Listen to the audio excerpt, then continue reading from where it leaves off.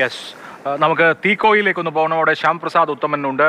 ശ്യാം, കോട്ടയത്തിൻ്റെ മലയോര മേഖലകളിൽ ഈരാറ്റുപേട്ട, തീക്കോയി, പൂഞ്ഞാർ മേഖലകളിലെല്ലാം വലിയ മഴക്കെടുതിയാണ്. വളരെ അപ്രതീക്ഷിതമായി വന്ന മഴക്കെടുതി. ശ്യാം ഇപ്പോൾ എവിടെയാണ് നിൽക്കുന്നത്? എന്താണ് അവിടുത്തെ സാഹചര്യം?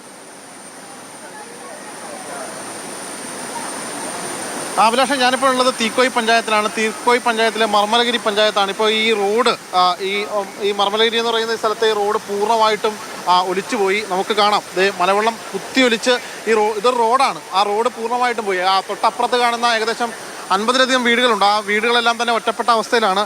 ചേട്ടാ, ഇത് എപ്പോഴായിരുന്നു സംഭവിച്ചത്? ഇത് 2:30 ആയി കാണും. വെളുപ്പിന് 2:30, 12:30 ശേഷം. 8:30 പോലും നല്ല മഴയായിരുന്നു. അത് 2:30, 3 മണി വരെ നല്ല മഴയായിരുന്നു. 12:30, 1 മണി 2:30 ഒക്കെ ആയപ്പോഴത്തേക്കും ഭയങ്കര ശക്തമായ മഴയും ഇതുപോലെ വലിയ ഉരുളും വന്നു. പിന്നെ മേളിലൊക്കെ വലിയ ഉരുൾ. അങ്ങോട്ടൊരു 50-60 വീടുണ്ട്. ആ വീടുകളെല്ലാം ഒറ്റപ്പെട്ട അവസ്ഥയാണ്. കയറിപ്പോകാൻ അങ്ങോട്ടും ഇങ്ങോട്ടും പോകാൻ വഴിയില്ല എന്നൊരു അവസ്ഥ നിൽക്കുകയായിരുന്നു. ആ വീടുകളൊക്കെ തകരുകയോ അങ്ങനെ സംഭവിച്ചിട്ടുണ്ട്? ഇതിനപ്പുറം ഒരു വലിയൊരു ഉരുൾ വന്ന് അവിടെ ഒരു വീടിൻ്റെ സൈഡിൽ പോയിട്ടുണ്ട്. ഒരു ഓട്ടോ താഴെ വീണിട്ടുണ്ട്. മുകളിൽ താഴെ വീണിട്ടുണ്ട്. മുകളിൽ താഴെ വീണിട്ടുണ്ട്. പിന്നെ അവിടെ ഭയങ്കര ഒരു ഭീതി അവസ്ഥ. ആ വീട് രണ്ടും അവസ്ഥ മോശമായിട്ടിരിക്കുക. 2 വീട്. ഒന്ന് മേളിൽ നിന്ന് ഇടിഞ്ഞും പോന്നിട്ടുണ്ട്. ആളുകൾക്ക് അങ്ങനെ എന്തെങ്കിലും പ്രശ്നങ്ങളൊന്നുമില്ല. അത് ആ സമയത്ത് എല്ലാവരോടും ഓടിക്കൂടി മാറ്റിക്കൊണ്ട് വേറെ വിഷയങ്ങളൊന്നും ഉണ്ടായിട്ടില്ല. നിലവിലിപ്പോൾ ഈ ഒരു റോഡ് പൂർണ്ണമായിട്ടും പോയതോടുകൂടി ഇവിടുത്തെ ഗതാഗതം ആളുകൾക്ക് പുറത്തേക്ക് കിടക്കാൻ പറ്റുന്ന അവസ്ഥയാണ്. അതെ, പുറത്തോട്ടും അകത്തോട്ടും ഒന്നും മേലാത്ത ആ വണ്ടിയുള്ള ഒത്തിരി വീടുകളുണ്ട്. അങ്ങോട്ട് 3 കിലോമീറ്റർ 5 കിലോമീറ്റർ ഒത്തിരി വീടുകളുണ്ട്. അവർക്കൊന്നും ഇങ്ങോട്ട് വരാൻ മേലാത്ത അവസ്ഥയിലോട്ടായിട്ടുണ്ട്. അപ്പോൾ അതായത് ഇവിടെ നിന്ന് അങ്ങോട്ടേക്ക് പോകാനും കഴിയാത്തൊരവസ്ഥ. അങ്ങോട്ടും പോകാൻ പറ്റത്തില്ല. അവിടെ ഉള്ളവർക്ക് ഇങ്ങോട്ട് വരാനും മേലാത്ത. അപ്പുറത്തുള്ളവർ ഇപ്പോൾ ഒറ്റപ്പെട്ട അവസ്ഥയാണ്. അവിടെ നിന്ന് പിന്നെ വേറെ പുറത്തേക്ക് പോകാൻ വേറെ റോഡില്ല. നിങ്ങളിപ്പോൾ എങ്ങോട്ടേക്ക് പോകാൻ നിൽക്കുകയാണ്? ഞങ്ങൾ എൻ്റെ അനിയത്തിൻ്റെ വീട്ടിൽ പോവുക. ഇവിടെ താമസയോഗ്യമല്ല. ഞങ്ങളുടെ പെരയുടെ തൊട്ട് മണ്ട ഉരുള് പൊട്ടി പെര മാത്രമേ ഉള്ളൂ. എപ്പോഴാണ് സംഭവിച്ചത്? ഒരു 1:30-2. ഉറക്കത്തിലായിരുന്നു? നല്ല ഉറക്കമായിരുന്നു. അന്നേരം എടുത്തോണ്ട് ഓടി അടുത്ത വീട്ടിൽ പോയി കിടക്കും. വീടിന്റെ അവസ്ഥ എങ്ങനെയാ ഇപ്പോൾ? അത് ചെളി വന്ന് മൂടി കിടക്കും. വീട് മൊത്തമല്ല, മുറ്റം മൊത്തം ചെളിയാ. കയറി ചവിട്ടാനും പറ്റിയല്ല. ഇനി വെയിലെല്ലാം തെളിഞ്ഞിട്ട് പയ്യോ വരാമെന്ന് ഓർത്ത് പോവാ. വീട്ടിലെ സാധനങ്ങളൊക്കെ മൊത്തത്തിൽ ഇല്ല, ഞാൻ വീട്ടിൻ്റെ സാധനമൊന്നും പോയില്ല. മുറ്റമെല്ലാം പോയി.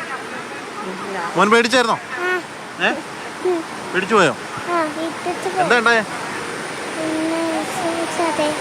ഉരുള് പൊട്ടിയെന്ന് പറയാം. കുഞ്ഞടക്കമൊക്കെ ഉണ്ടായിരുന്നു. ഇന്നലെ പുലർച്ചെ 1 മണിയോടുകൂടിയാണ് ആ സംഭവം. തൊട്ടപ്പുറത്ത് കാണുന്ന അവിടുത്തെ നിരവധി വീടുകൾ അങ്ങനെ ഒറ്റപ്പെട്ട അവസ്ഥയാണുള്ളത്. നമുക്ക് ദൃശ്യങ്ങളിൽ കാണാം. ഈ റോഡ് പൂർണ്ണമായിട്ടും ഇല്ലാതായ അവസ്ഥയാണ്. അതായത് ഇത് മാത്രമല്ല, തൊട്ടപ്പുറത്ത് 3 ഏക്കർ എന്ന് പറയുന്ന മുകളിൽ നിന്ന് വലിയ തോതിൽ ഉരുൾപൊട്ടിയിട്ടുണ്ട്. അവിടെയും നിരവധി വീടുകൾക്ക് കേടുപാടുകൾ സംഭവിച്ചിട്ടുണ്ട്. അനവധിയായിട്ടുള്ള വാഹനങ്ങളും മറ്റുമൊക്കെ ഇതിൽ പെട്ടിട്ടുണ്ട് എന്നാണ് അറിയാൻ കഴിയുന്നത്. ആർക്കും തന്നെ മറ്റ് ആളവയാമോ മറ്റ് പരിക്കുകളോ ഒന്നും തന്നെ നിലവിലില്ല. വീടുകളിൽ നിന്നൊക്കെ ആളൊക്കെ ഒഴിഞ്ഞ ഒരു സാഹചര്യമാണ് ഉണ്ടായത്. ഇന്നലെ മുതൽ കനത്ത മഴയായിരുന്നല്ലേ? ഇന്നലെ കനത്ത മഴയായിരുന്നു. ഇവിടെ 2 വീടുണ്ട് ശേഷം പോയത്. ഇവിടെ അവിടുന്ന് 3-4 വണ്ടിയെല്ലാം പോയത്. 2 കാറ്, 3 ഓട്ടോയെ, 2 ബൈക്ക്, ഇതെല്ലാം പോയിട്ടുണ്ട്. അങ്ങോട്ടേക്ക് മുകളിലേക്ക് കയറി പോകാൻ ഇതിനപ്പുറത്തൂടെ സെറ്റി ചെന്നിട്ട് പോവാം. അങ്ങോട്ട് കയറി പോവാം. ഞങ്ങളിവിടെ വരുമ്പോൾ തൊട്ടപ്പുറത്ത് ഉരുള് പൊട്ടിയെന്ന് പറഞ്ഞാണ് ഞങ്ങൾ വരുന്നത്. ഞങ്ങൾ വരുമ്പോൾ ഈ കാണുന്നതാണ്. ഈ റോഡ് കഴിഞ്ഞ് അപ്പുറത്തേക്ക് പോകാൻ പറ്റാത്ത അവസ്ഥയാണ്. ഈ റോഡിനപ്പുറം ഏകദേശം ഒരു 5 കിലോമീറ്റർ ദൂരെ ഉരുള് പൊട്ടിയിട്ടുണ്ട് എന്നാണ് പറയുന്നത്. അവിടെയും വലിയ തോതിൽ വീടുകൾക്കും മറ്റുമൊക്കെ വലിയ രീതിയിൽ കേടുപാടുകളും മറ്റുമൊക്കെ നാശനഷ്ടങ്ങളും ഒക്കെ സംഭവിച്ചിട്ടുണ്ട്.